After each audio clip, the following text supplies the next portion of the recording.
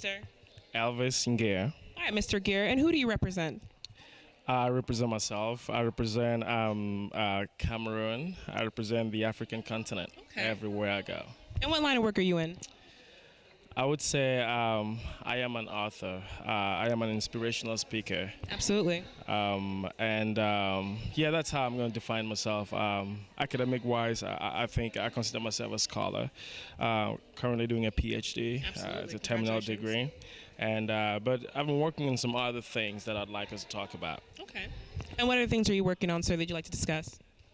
My first book titled Beyond What You See, Words of Inspiration was published in 2006. Congratulations. And I think that the philosophy that drove me to write this book is because I think you can change your past as a human being. You can change your present, but you have the ability of affecting or defining what your destiny is.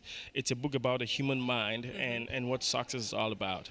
I personally believe that success is a product of personal acceptance. Absolutely. And the functional measure of every human success is your ability to self-transform, what I call in this book the unconscious suppression of your vision. Absolutely. So I think that with every person being able to control their minds and know what they're aiming for, you are your greatest obstacle. If you can overcome yourself, then there's nothing that's going to stop you from reaching your goals. And at what age did you realize that you wanted to be an inspirational writer? I think it's been something that has been in me for a long time. I've always been a science student, but I do things that are very art oriented, writing, acting, directing, and stuff like that. So you're quite the Renaissance man, you'd say. I don't know about that, but yeah, I really love to do that. Right now I'm working on my next project, which is titled The Truth About Africa. I think that I want to be able to tell the African story to the rest of the world. Absolutely. This is going to be a book and a documentary film. I think that the African story is being misrepresented in all areas around the world. I've traveled around a lot, and I think that there is still that need for the African story to be told. It's a story of love and resilience. It's a story of success. It's a story about a future that is destined to be a better future for the African people. Now, you stated that you traveled a lot. When you've traveled, how was your representation of the African culture abroad? I think it's just different depending on where you are and the kinds of people you are with. It's different in Europe and it's different in America. But I think that if we have a medium that we tell the African story so unique and in all these different languages, I mean, people are going to understand what we're talking about. Because right now, when you think about Africa, they think about AIDS and the darker side. And, whatever they see on the Geographic Channel, that's what comes to their mind when they hear about Africa. But I think that there's a better side of Africa out there that it's very important to be told, and that's what I've been working on for the last 2 years, and hopefully it's going to come to realization as a documentary film. That sounds absolutely wonderful. We appreciate your achievement. Now, one more question: what words of inspiration do you have for the Miss America tonight? Excuse me, Miss Nigeria or Miss Africa tonight? Excuse me.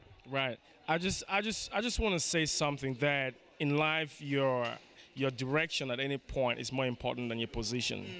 I think that Jennifer, what she's done today is really, I like words to describe it. I personally believe that from time to time in the history of mankind, people exist of very universal significance. People whose works and actions definitely have the power of changing the current of human thought and of human experience. And I would qualify Jennifer to be in that group of people, because what she's done is something that so many people have been thinking about. But the only relationship between your thought or your dreams and your reality is you. Absolutely. And she has been able to make that connection. Bringing and realizing what she's been able to realize today it's big stuff. And I just really want to congratulate her. If she's going to watch this, I want to tell her that, hey, look, you are doing something great and keep the good work. We're going to be there to support you. Well, you heard those words from the Renaissance man himself. Thank you. Hello, I'm here tonight with Mr. Fofin Bonito. All right, Mr. Bonito, what country do you represent? Cameroon. Absolutely, we're having a lot of Cameroon here tonight. What is your line of work, sir? I'm an analyst, forecasting analyst with Rent Center in Plano. Oh, absolutely. All right, since we are having Miss Africa here tonight, other than beauty, what kind of goals or dreams should an African woman of today have? Oh, I think an African woman should have as big of a dream as possible. We are in the land of dreams. Absolutely. So every African woman needs to, I can say, break the yoke and the limitations of Africa and dream as high as ever, whatever they want to do. So it's not only about beauty. It may be in academia, and it may be Absolutely. research, and maybe in business. So our African ladies have to represent at the highest level possible. They are not inferior to the men, and so they should even beat the men. Absolutely. You hear that from the man himself. Definitely. All right. Other than beauty, what kind of talents should a Miss African hold? A Miss African should be have a complete talent. I think beauty is definitely important, but I think intelligence. Absolutely. She should be very articulate because, as you can see, all these women represented several platforms today. So they need to be able to sell this message. So they need to be able to talk and convince people to be able to change.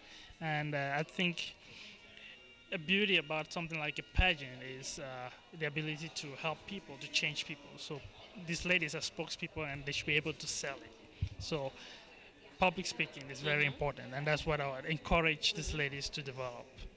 Well, you've heard it from the man himself. It needs not only beauty, but also brains. Thank you.